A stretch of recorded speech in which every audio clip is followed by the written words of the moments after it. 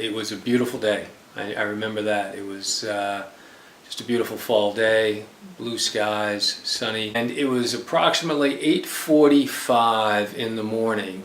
And we were on the phones and we were trading and doing our jobs when we heard this big explosion. And not only heard it, but we felt it. Our building shook.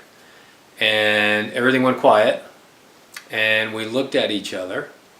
And then we began to see news immediately come across our screens that a small plane ran into one of the towers.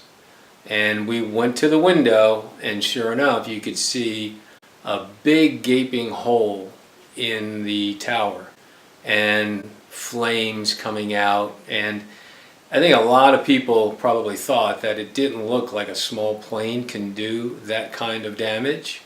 But at that point, no one really knew much about terrorism, and we just assumed what we heard was accurate. So actually things quieted down, and people were looking at the windows and just seeing the fire and the damage to the Trade Center, but no one really left the building at all. And it was, I believe, just before 9 o'clock in the morning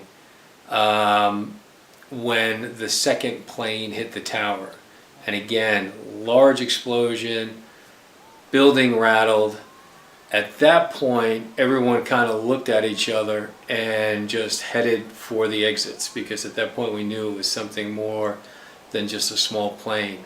We all gathered outside on the street and in a parking lot. It was an open parking lot across from our building, looking up at the two towers on fire. And it was bad. It was really bad. And you saw some really bad things. I think a lot of people were forced to the roofs of the Trade Center, and or were just plain trapped. So after a short period of time, you saw a lot of people, unfortunately leaping to their deaths, and some pretty bad stuff. The part of the building that I was in and where I sat jutted out towards the west street, which was directly across from the Trade Center. And when the Trade Center came down, that whole part of the building came down along with it, my building. So, for example, I lost everything. I never got back to that building. As a matter of fact, we never went back there.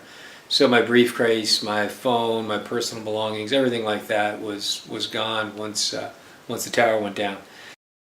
Immediately following the attacks, the government not only had to deal with the rubble, but the frenzied public now wondering if any more attacks could be perpetrated against them. In an effort to ensure safety, a panicked Congress passed the Patriot Act, which greatly enhanced the government's ability to collect data from its citizens without their consent, providing they are of interest or potential terrorists. However, the law modifies several existing laws which had people concerned about the safety of their privacy. And despite stating that the act was to deter and punish terrorist acts in the United States and around the world, many people believe that it goes too far and infringes on their personal freedoms. Since the 11th of September, the men and women of our intelligence and law enforcement agencies. Obviously, due to its controversial nature, the bill has been debated throughout the years and has lost a tremendous amount of support throughout the country. Also, as of 2014, a whopping 66% of Americans were concerned about the collection and use of their personal information by the National Security Agency, as well as the government's collection of phone and internet data. As a response to their concerns, Congress has recently passed the Freedom Act, which limits the NSA's ability to collect telephone data from U.S. citizens.